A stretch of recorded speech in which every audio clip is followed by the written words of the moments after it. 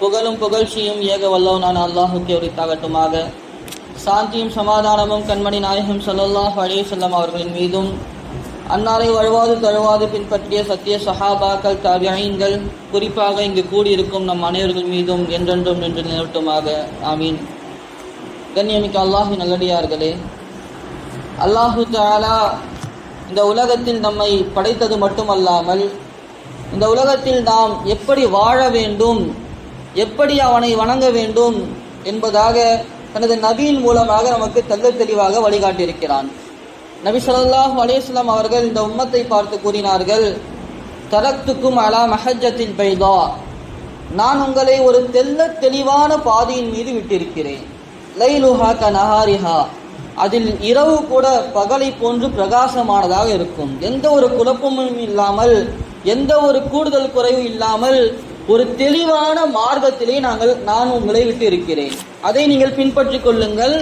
லா யஸீகு அன்ஹா இல்லா ஹாலிக், அழிந்தவனை தவிர வேறு யாரும் அந்த மார்க்கத்திலே அவன் அந்த மார்க்கத்தை விட்டு புறமுதுகு காட்ட மாட்டான். அழிந்து போகக்கூடியவனை தவிர வேறு யாரும் அதிலே வழி தவற மாட்டான் என்பதாக நபி ஸல்லல்லாஹு அலைஹி வஸல்லம் கூறி காட்டினார்கள். அல்லாஹு தஆலா இதைத்தான் தனது திருமறையிலே அல் யௌம அக்மல்து லக்கும் தீனக்கும், அரஃபாவுடைய நாளிலே அல்லாஹ் ஆயத்தை இறக்கினான். இந்த நாளிலே உங்களது மார்க்கத்தை நான் பரிபூர்ணப்படுத்தி விட்டேன். இஸ்லாமிய மார்க்கம் இருக்கிறது, அது வணக்க வழிபாட்டாக இருந்தாலும் சரிதான், குடும்பவியலாக இருந்தாலும் சரிதான், அரசியலாக இருந்தாலும் சரிதான், வணிகவியல் வியாபாரமாக இருந்தாலும் சரிதான், அனைத்து விதமான விஷயத்திலும் பரிபூர்ணத்துவப்படுத்தப்பட்ட மார்க்கமாக இருக்கிறது. பல மத கலாச்சாரங்கள் அது வணக்க வழிபாடுகளை மட்டும் பேசக்கூடியதாக இருக்கும். ஆனால் அல்லாஹு தஆலா நமக்கு வழங்கக்கூடிய இஸ்லாம் இருக்கிறது, இஸ்லாமிய மார்க்கம் பரிபூர்ணப்படுத்தப்பட்ட மார்க்கம். அது வணக்க வழிபாடாக இருந்தாலும் சரிதான், கொடுக்கல் வாங்கலாக இருந்தாலும் சரிதான், வியாபாரமாக இருந்தாலும் சரிதான், குடும்பவியலாக இருந்தாலும் சரிதான், அரசியலாக இருந்தாலும் சரிதான். ஆக அல்லாஹு தஆலா அனைத்து விதமான கோணத்திலும் பரிபூர்ணப்படுத்திய மார்க்கத்தை நமக்கு கொடுத்திருக்கிறான். கொடுத்தது மட்டுமல்லாமல் நம்மை பார்த்து அல்லாஹு தஆலா கூறுகிறான், யா அய்யுஹல்லதீன ஆமனு, ஈமான் கொண்டவர்களே, உதுகுலு ஃபி ஸில்மி காஃபா, இஸ்லாத்தில் நீங்கள் பரிபூர்ணமாக நுழைந்து விடுங்கள். எப்படி மார்க்கத்தை அல்லாஹ் தஆலா பரிபூர்ணமாக ஆக்கியிருக்கிறானோ அதை போன்று நாமும் முழுமையான இஸ்லாத்திற்குள் வர வேண்டும் என்பதாக அல்லாஹ் தஆலா கூறி காட்டுகிறான். இதனுடைய விளக்கத்திலே, ஆயத்துடைய விளக்கத்திலே உலமாக்கள் கூறுவார்கள், இந்த ஆயத்து யாருக்காக இறக்கப்பட்டது? முதலாவது ஒரு சாரார் கூறுகிறார்கள், முஃபஸ்ஸிரீன்கள், இந்த ஆயத் யூதர்களுக்கு இறங்கியது. யூதர்கள் சிலர் இஸ்லாத்தை ஏற்றுக்கொள்வதற்காக நபியவர்களிடத்திலே வந்தார்கள், இஸ்லாத்தையும் ஏற்றுக்கொண்டார்கள். ஏற்றுக்கொண்டாலும் கூட அவர்கள் முன்னால் படித்த தௌராத்தில் இருக்கக்கூடிய சில சட்டங்களை பின்பற்றி வந்தார்கள். இரவுகளில் தௌராத்தை ஓதி வந்தார்கள். ஒட்டகத்துடைய கரிகை சாப்பிடுவதை விட்டு தவிர்ந்து வந்தார்கள். காரணம், அதுவெல்லாம் இஸ்லாத்திற்கு முன்பதாக தௌராத்திலே கூறப்பட்டதாக அவர்கள் நினைத்து கொண்டு கடைபிடித்து வந்த சட்டங்கள். அதை செய்து வந்தார்கள். இவர்களை பார்த்துதான் அல்லாஹ் தஆலா கூறுகிறான், நீங்கள் ஈமான் கொண்டவர்களாக ஆகிவிட்டீர்கள், எனவே முழுமையாக இஸ்லாத்திற்குள் நீங்கள் வந்து விடுங்கள் என்பதாக அவர்களை பார்த்து அல்லாஹ் தஆலா கூறுகிறான். ஒட்டக கறி அது இஸ்லாத்திலே அல்லாஹ் ஹலாலாக்கி வைத்திருக்கிறான், அதை நீங்கள் உண்ணுங்கள். தொழுவது மட்டும் இஸ்லாம் அல்ல, முழுமையாக நீங்கள் இஸ்லாத்திற்குள் வந்து விடுங்கள். இரண்டாவதாக உலமாக்கள் கூறுவார்கள், யாரை பார்த்து அல்லாஹ் தஆலா இப்படி கூறுவார்கள், யா அய்யுஹல்லதீன ஆமனு பி அல்சினத்திக்கும், வாய் அளவில் நீங்கள் முஸ்லீம் என்று கூறக்கூடிய நபராக இருக்கிறீர்களா, வாய் அளவுக்கு நீங்கள் முஸ்லீம் முஃமின் என்பதாக நீங்கள் கூறுகிறீர்களா, உதுகுலு ஃபி ஸில்மி காஃபா, முழுமையாக இஸ்லாத்திற்குள் வந்து விடுங்கள். தொழுகை மட்டும் ஒருவர் தொழுது விட்டார், 5 நேரம் நான் தொழுகிறேன், மீதி எல்லாம் நான் இஸ்லாத்தின் பிரகாரம் நடக்காமல் இருப்பேன் என்பதாக ஒருவர் நினைத்து விடக்கூடாது. ஒரு 5 நேர தொழுகையை தொழுதுவிட்டு நான் இஸ்லாத்தை பரிபூர்ணமாக பின்பற்றுகிறேன் என்பதாக எண்ணம் நமக்குள் வந்துவிடக்கூடாது. மாறாக நமது கொடுக்கல் வாங்கல் அது அல்லாஹ் சொல்லி காட்டிய முறைப்படி இருக்க வேண்டும். நம்முடைய வியாபாரம் அது அல்லாஹ் வழிகாட்டிய முறைப்படி இருக்க வேண்டும். நம்முடைய குடும்பவியல் மனைவியிடத்திலே நடந்து கொள்ள விதமாக இருக்கட்டும், பெற்றோர்களிடத்திலே நடந்து கொள்ள விதமாக இருக்கட்டும், அனைத்தையும் நாம் இஸ்லாத்தை பின்பற்ற வேண்டும். எனவேதான் அல்லாஹ் தஆலா கூறுகிறான், நீங்கள் ஈமான் கொண்டீர்கள் என்று வாயால் சொல்லிக் கொண்டிருக்கிறீர்கள், நீங்கள் எல்லாம் முஸ்லீம் என்று சொல்கிறீர்கள், முழுமையாக நீங்கள் இஸ்லாத்திற்குள் வந்து விடுங்கள். நம்மில் பல பேர் கூட இபாதத்திலே சரியாக நாம் இருந்து கொண்டு, ஆனால் குடும்ப உறவுகளை பேரக்கூடிய விஷயத்தில் எவ்வளவு மாற்றமாக நடந்து கொண்டு இருக்கிறோம், வியாபாரத்தில் எவ்வளவு முரணாக இருந்து கொண்டிருக்கிறோம். நபி ஸல்லல்லாஹு அலைஹி வஸல்லம் அவர்கள் ஒரு அழகான ஒரு ஹதீஸை கூறினார்கள். எந்த ஒரு இபாதத்திற்கும் இல்லாத ஒரு அந்தஸ்தை வியாபாரத்துக்கு கூறி காட்டினார்கள். எத்தனை ரக்காயத்தை நாம் தொழுதாலும் நாம் ஒரு சாதாரண மனிதன் தான். ஆனால் வியாபாரம் செய்யக்கூடிய வியாபாரிக்கு நபி அவர்கள் அழகான வழிகாட்டுதல் செய்தார்கள். ஒருவர் உண்மை பேசி நம்பகத்தன்மையுடன் வியாபாரம் செய்தால் அத்தாஜரு சதூக்குல் அமீன், உண்மை பேசி வியாபாரம் செய்கிறார். ஒரு பொருளை விற்கக்கூடிய சமயத்திலே பொய் பேசாமல் அதில் இருக்கக்கூடிய குறைகளை கூறி விற்கிறார், நம்பகத்தன்மையுடன் அவர் வியாபாரம் செய்தார் என்று சொன்னால் அவர் நாளின் நபிமார்களுடன் எழுப்பப்படுவார் என்பதாக நபி ஸல்லல்லாஹு அலைஹி வஸல்லம் கூறி காட்டினார்கள். இபாதத்துக்கு இல்லாத அந்தஸ்து வியாபாரத்திற்கு நபி அவர்கள் கூறி காட்டினார்கள். காரணம், முழுமையான வழிகாட்டுதல் எல்லா துறைகளிலும் இஸ்லாம் நமக்கு வழிகாட்டி இருக்கிறது. நாமும் முழுமையான முறையிலே இஸ்லாத்தை பின்பற்ற வேண்டும். அது நமது வியாபாரமாக இருக்கட்டும், குடும்பவியலாக இருக்கட்டும், அரசியலாக இருக்கட்டும், அனைத்து விஷயத்திலும் நாம் இஸ்லாத்தை பின்பற்றே ஆக வேண்டும் என்பதற்காக அல்லாஹ் அழைப்பு கொடுக்கிறான். யா அய்யுஹல்லதீன ஆமனு உதுகுலு ஃபிஸ்ஸில்மி காஃபா. அதே போன்று எப்படி அல்லாஹ் தஆலா பரிபூர்ணமான மார்க்கமுடையவர்களாக நம்மை ஆக்கினானோ அதே போன்று நாம் பிற மத கலாச்சாரங்களை பின்பற்றுவதை அல்லாஹ் தடுத்திருக்கிறான். பிற மாற்றார்களுடைய கலாச்சாரமாக இருக்கட்டும், வணக்க வழிபாடுகளாக இருக்கட்டும், எல்லா விஷயத்திலும் நமக்கு வழிகாட்டப்பட்டிருக்கிறது. எனவே நாம் அவர்களின் கலாச்சாரத்தை பின்பற்றக்கூடாது.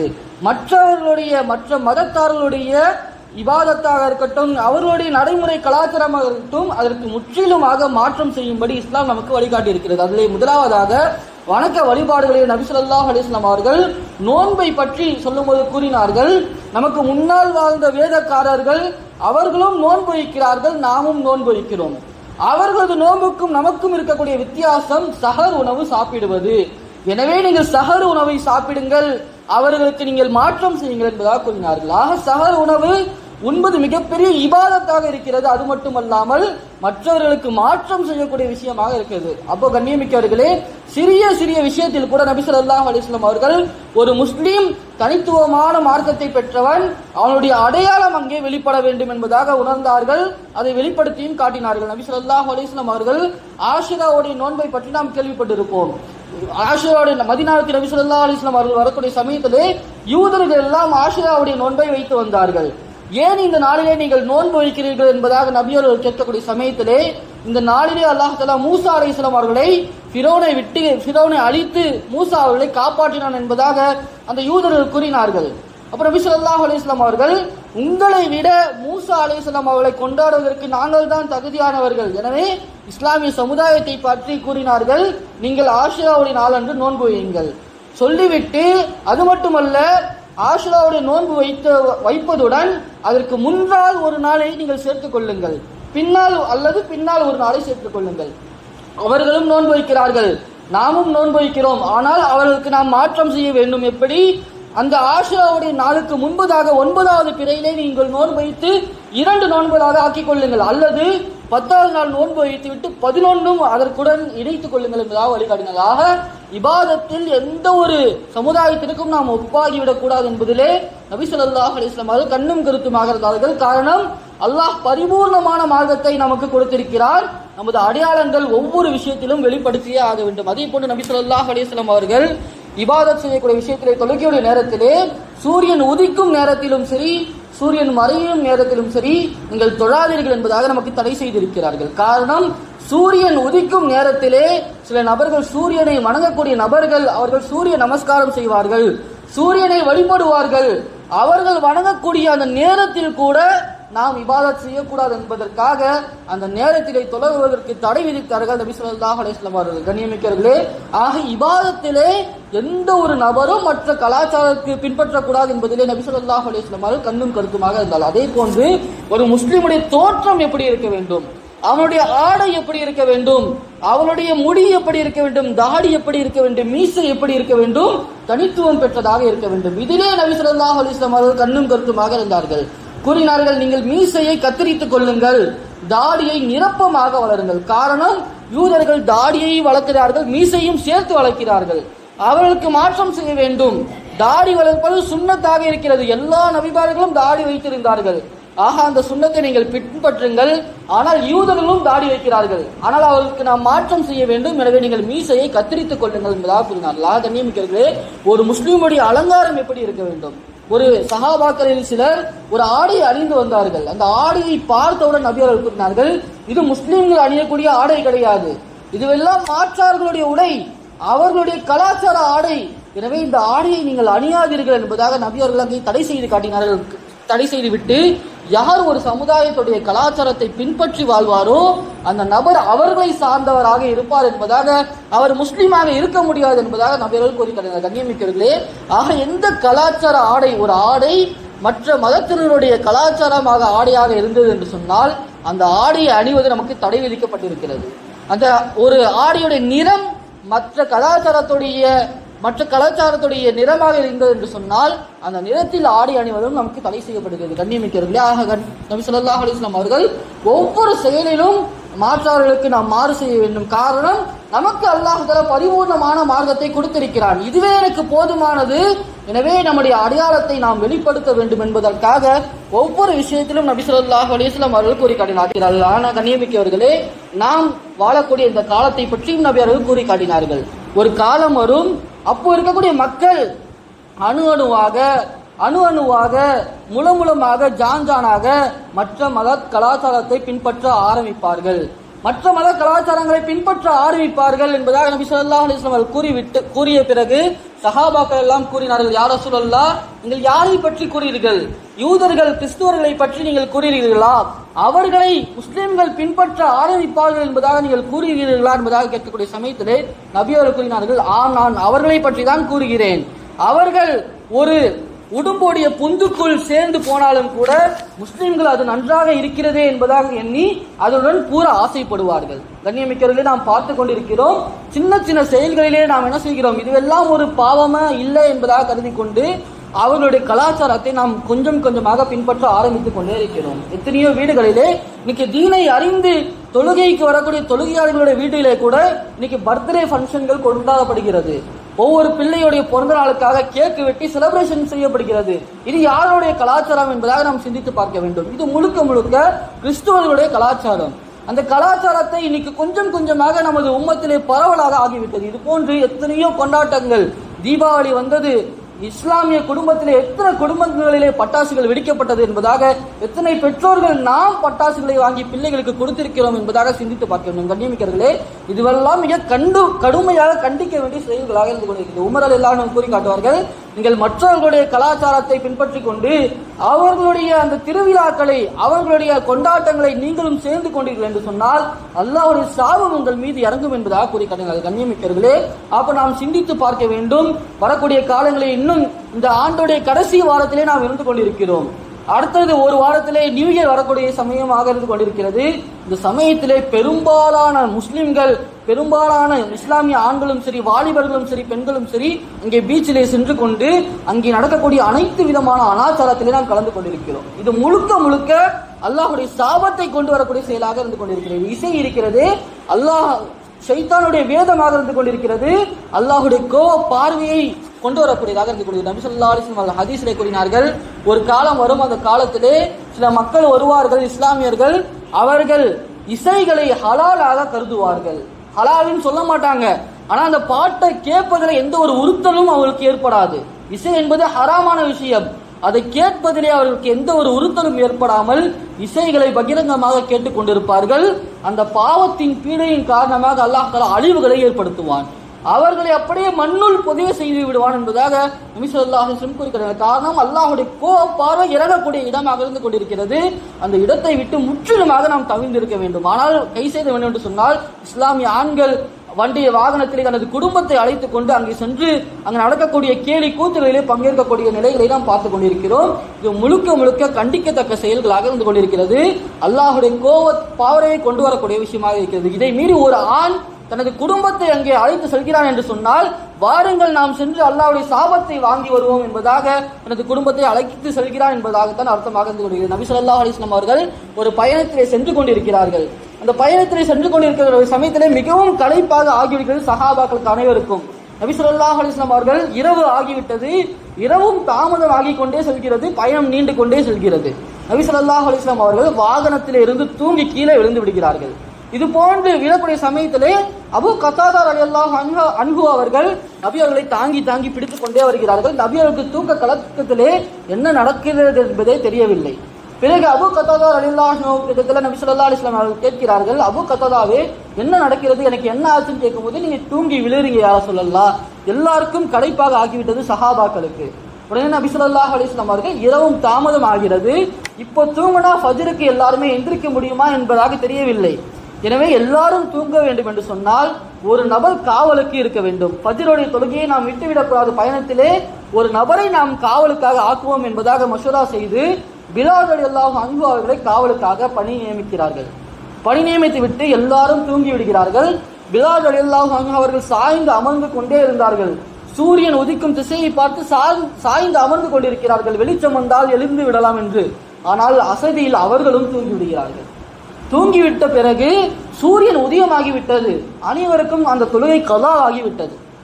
கலாவான பிறகு நபி ஸல்லல்லாஹு அலைஹி வஸல்லம் அவர்கள் முகத்திலே சூரிய ஒளி பட்டவுடன் நபி அவர்கள் விழித்துக் கொண்டார்கள். விழித்துக் கொண்டு பிலால் அவர்களை பார்த்து கேட்டார்கள், பிலால் அவர்களே, உங்களை நம்பி ஒப்படைத்த பொறுப்பை நீங்கள் இப்படி செய்து விட்டீர்களே. பிலால் ரலியல்லாஹு அன்ஹு கூறினார்கள், யா ரசூலல்லாஹ், களைப்பு, உங்களை யார் தூங்க வைத்தானோ அந்த ரப்பு தான் என்னையும் தூங்க வைத்து விட்டான் என்பதாக கூறினார்கள். உடனே நபி ஸல்லல்லாஹு அலைஹி வஸல்லம் அவர்கள், சூரியன் உதயமாகிவிட்டது, கொஞ்ச நேரம் ஆகிவிட்டது, நபி அவர்கள் உடனடியாக அந்த தொழுகையை கலா செய்திருக்க வேண்டும், உடனடியாக நாம் தொழுகை கலா செய்ய வேண்டும், தொழுகை சூரியனும் உதயமாகிவிட்டது, உயர்ந்து விட்டது, வாருங்கள் தொழுகலாம் என்பதாக கூறவில்லை. இங்கே ஒரு பாவம் நடந்து விட்டது. நாம் எல்லாம் ஃபஜ்ர் தொழுகையை விட்ட பாவத்தை இந்த இடத்திலே நாம் செய்து விட்டோம். பாவம் நடந்த இடம், ஷைத்தான் இங்கே வந்த இடம் இது, எனவே நாம் இங்கே தொழுகக்கூடாது, வாருங்கள் செல்வோம் என்பதாக இந்த பாவம் நடந்த இடத்தை விட்டு தள்ளி சென்று அங்கு தொழுதார்கள். கண்ணியமிக்கிறவர்களே, இன்று நாம் வீடுகளை நாம் எடுத்துக்கொள்ளலாம், எத்தனை ஃபஜ்ருடைய தொழுகையை நாம் தொழுகாமல் தூங்கிக் கொண்டிருக்கிறோம். ஷைத்தான் வரக்கூடிய ஒரு வீடாக நமது வீடு மாறிவிடும். கண்ணியமிக்கிறவர்களே, ஆக தொழுகை விட்ட அந்த இடத்தில் கூட நிற்பதை நபி அவர்கள் கண்டித்தார்கள். தொழுகையை விட்ட அந்த இடம், அது ஒரு பாவம் நடந்த இடம், அந்த இடத்தில் இருப்பது கூட அல்லாஹ்வுடைய கோப பார்வைக்கு அது ஆளாக்கி விடக்கூடாது நம்ம என்பதாக பயந்து நபி அவர்கள் இங்கே நாம் தொழுக வேண்டாம், சற்று சென்று இந்த இடத்தை விட்டு சென்று அங்கேயே சென்று நாம் தொழுவாக. பாவம் நடக்கக்கூடிய இடம் அது அல்லாஹ்வுடைய கோப பார்வைக்குண்டான இடமாக இருந்து கொண்டிருக்கிறது. நாம் அந்த இடங்களுக்கு சென்று அங்கே நடக்கக்கூடிய கேலி கூத்துக்களில் கலந்து கொண்டோம் என்று சொன்னால் நாம் மட்டும் அல்லாமல் நமது குடும்பத்திற்கும் அந்த அல்லாஹ்வுடைய சாபத்தையும் கோப பார்வையும் வாங்கி வரக்கூடிய நபர்களாக நாம் ஆகிவிடும். அல்லாஹ் தஆலா நம்மை அதை விட்டு பாதுகாக்க வேண்டும். எனவே ஒவ்வொரு செயலிலும் ஒரு முஸ்லீம் பரிபூர்ணமான முஸ்லீமாக வாழ வேண்டும். கண்ணியமிக்கிறவர்களே, அது மட்டுமல்ல, உலமாக்கள் கூறுவார்கள், இந்த நாள் இருக்கிறதே ஒரு வருடம் முடிவதற்குண்டான ஒரு விஷயமாக இருந்து கொண்டிருக்கிறது. ஏதோ நாமும் அந்த தேதிகளை தான் பின்பற்றி கொண்டு வருகிறோம். இஸ்லாமியர்களாக இருக்கிறோம், முஸ்லீம் தேதிகளாக இருந்தாலும் சரி, நாம் வாழக்கூடிய இந்த நாட்டின் சூழ்நிலை அடிப்படையிலே அந்த நாட்கணக்கை தான் நாம் என்ன செய்கிறோம், பின்பற்றி வருகிறோம். இந்த நேரத்திலே நாம் அந்த கொண்டாட்டங்களே நாம் ஈடுபடாமல் நாம் இந்த நாளிலே அல்லாஹ்க்கு பிடித்த எத்தனை வகையான அமல்களை நாம் செய்திருக்கிறேன், இந்த வருடத்தை நான் எந்த அளவுக்கு இபாதத்திலே கழித்திருக்கிறேன் என்பதாக நம்மை நாமே கேள்வி கேட்டு பார்க்க கொள்ள வேண்டும். கண்ணியமிக்கவர்களே, உமர் ரலியல்லாஹு கூறுவார்கள், எந்த ஒரு நபர் தான் வாழக்கூடிய இந்த உலக வாழ்க்கையிலே தன்னை கேள்வி கேட்டு வாழ்வானோ அவனுக்கு மறுமையின் கேள்வி கணக்கு லேசாக அமைந்துவிடும். மறுமையின் கேள்வி கணக்கு லேசாக அமைந்துவிடும். இதனுடைய விளக்கத்தில் உலமாக்கள் கூறுவார்கள், ஒரு வியாபாரி வியாபாரம் செய்கிறார். வியாபாரம் செய்யக்கூடிய சமயத்திலே தினம்தோறும் அவர் கணக்கு பார்க்கிறார். இன்னைக்கு நான் எவ்வளவு லாபம் சம்பாதித்து இருக்கிறேன், இன்னைக்கு எனக்கு எவ்வளவு நஷ்டமாயிருக்கு அப்படின்னு ஒருத்தர் டெய்லிக்கும் கணக்கு போடுறாரு, இல்ல வாரத்துக்கு ஒரு நாள் கணக்கு போறாரு அப்படின்னு சொன்னா அந்த கணக்கு இன்னைக்கு 10 ரூபா நஷ்டமாச்சுன்னு சொன்னா நாளைக்கு அந்த 10 ரூபாவை எப்படி ஈடு கட்டி லாபமா மாத்தலாம்னு சொல்லிட்டு அவர் என்ன செய்வாரு, அதற்குண்டான முயற்சியில் ஈடுபடுவார். இப்படி ஒவ்வொரு நாளும் கணக்கு பார்த்து வியாபாரம் செய்யக்கூடிய வியாபாரிக்கு பெரும் அளவில் நஷ்டம் ஏற்படாது. ஏன்னா சின்ன நஷ்டத்தை அவர் அடுத்த நாள் சரி கட்டுவதற்குண்டான முயற்சி செய்வார். ஆனால் ஒரு வியாபாரி வந்த வரைக்கும் லாபம் அப்படின்னு கணக்கு பார்க்காம இஷ்டத்துக்கு வியாபாரம் செய்து கொண்டே வந்தார் என்று சொன்னால், திடீரென்று ஒரு நஷ்டம் ஏற்பட்டது என்று சொன்னால் அந்த நஷ்டத்தை ஈடுகட்ட அவரால் முடியாது. பெரிய நஷ்டம் ஏற்பட்டு விடும். அப்படி ஏற்பட்டு விட்டால் அவரால் ஈடுபடுத்த முடியாது. அதே போன்றுதான் உமர் ரலியல்லாஹு கூறுவார்கள், யார் இந்த உலகத்தில் வாழக்கூடிய சமயத்திலே ஒவ்வொரு நாளும் தன்னை கேள்வி கேட்டு வாழ்கிறார். இன்னைக்கு நான் 5 நேர தொழுகையை தொழுதுட்டா அல்ஹம்துலில்லாஹ், அல்லாஹ்வை புகழ்கிறார், நன்மையை செஞ்சுட்டார். இன்னைக்கு என்ன செய்யறார், அல்லாஹ்வை புகழ்கிறார். அல்ஹம்துலில்லாஹ், அல்லாஹ் கொடுத்த நியாமத்துக்கு இன்னைக்கு அல்லாஹ் எனக்கு நல்ல உணவை கொடுத்தான், நல்ல ஆடையை கொடுத்தான், வியாபாரத்துல நல்ல லாபத்தை கொடுத்தான். அன்னைக்கு உட்கார்ந்து தன்னைத்தானே கேள்வி கேட்டுக்கொண்டு அல்லாஹ் கொடுத்த அருள் கொடைக்கு நன்றி செலுத்துகிறார். அதே போன்று இன்னைக்கு நான் என்ன பாவத்தை செஞ்சேன், அல்லாஹ் தடுத்த காரியத்தை நான் என்ன செஞ்சேன் அப்படின்னு அன்னைக்கு அவர் உட்கார்ந்து சிந்திச்சு பார்த்து அன்னைக்கே தௌபா செஞ்சுட்டாரு. இப்படி ஒவ்வொரு நாளும் ஒரு செய்தி கொண்டே வந்தார் என்று சொன்னால் மறுமையிலே அல்லாஹால அவருக்கு கேட்கக்கூடிய கேள்வி கணக்கு லேசாக ஆகிவிடும். காரணம் அன்னைக்கே அவர் முடிச்சுட்டாரு. அன்னைக்கு செஞ்ச பாவத்துடைய தௌபாவை அன்னைக்கே அவர் கேட்டு முடிச்சுட்டாரு. அப்ப இது போன்று தன்னைத்தானே யார் கேள்வி கேட்டு வாழ்ந்துவாரோ அவருக்கு மறுமையின் கேள்வி கணக்கு லேசாகிடும். இது மாற்றமாக நாம நல்லா தானே செஞ்சுட்டு இருக்கோம், அமல் எல்லாம் கரெக்டாக தான் செய்யறேன், பாவம் செய்யறேன், எப்பயாச்சும் தௌபா செஞ்சுக்க வேண்டியதுதான் அப்படின்னு நாம பாட்டு வாழ்ந்துகிட்டே இருந்தோம் என்று சொன்னால் மறுமையில அல்லாஹ் நாம் செய்யக்கூடிய பாவத்திற்கு கேள்வி கணக்கு கேட்க ஆரம்பித்தான் என்று சொன்னால் நம்மால் அந்த கேள்வி கணக்கு மாட்டி விடுவோம். கண்ணியமிக்கிறீர்கள், அது போன்றுதான் வருட கடைசியே நாம் இருந்து கொண்டிருக்கிறோம். இந்த வருடத்திலே நாம் எந்த அளவுக்கு அல்லாஹ் பிடித்த அடியானாக நான் வாழ்ந்திருக்கிறேன், எத்தனை நேர தொழுகைகளை நான் வீணாக்கி இருக்கிறேன், எத்தனை நேர தொழுகைகளை பேணுதலாக நான் பள்ளியில் சென்று தொழுதிருக்கிறேன், எவ்வளவு இந்த வருடத்திலே நான் எவ்வளவு குர்ஆன் ஓதி முடித்திருக்கிறேன், இந்த வருடத்தில் நான் எவ்வளவு அல்லாஹ் பிடித்த அமல்களை செய்திருக்கிறேன், இந்த வருடத்தில் நான் எவ்வளவு அல்லாஹ் தடுத்த ஹராமான பாவத்தை செய்திருக்கிறேன் என்பதாக இந்த வருட கடைசியிலே நாம் உட்கார்ந்து அமர்ந்து சிந்தித்து பார்த்து அல்லாஹ்விடத்திலே அழுது நாம் செய்த அனைத்து விதமான பாவத்திற்கும் தௌபாவை பெற்று பெறக்கூடிய நபராக நாம் ஆக வேண்டும். உலமாக்கள் கூறுவார்கள், ஒரு ஆடை அசுத்தமாகிவிட்டது என்று சொன்னால் அதை கழுவுவதற்கு எவ்வளவு சிரமமாக இருக்கும். எத்தனை பக்கெட்ல தண்ணீரை நிரப்பி நம்ம சுத்தம் செய்ய வேண்டும். ஒரு ட்ரெஸ்ஸை துவைக்கணும், அழுக்காயிடுச்சுன்னு சொன்னா. ஆனா பல வருடங்களாக ஒரு நபர் செய்த பாவம் அவர் உள்ளத்திலே அசுத்தமாக சேர்ந்து இருக்கும்.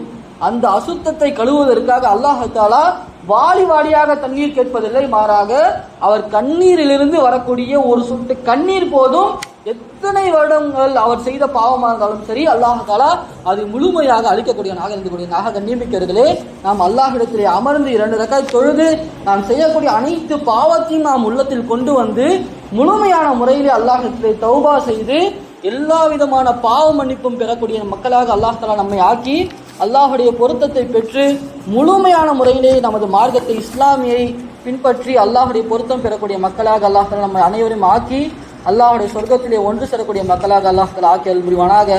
வா ஆகிரு தாவானா அல்ஹம்துலில்லாஹி ரப்பில் ஆலமீன். அஸ்ஸலாமு அலைக்கும் வரஹ்மத்துல்லாஹி வபரகாத்துஹு.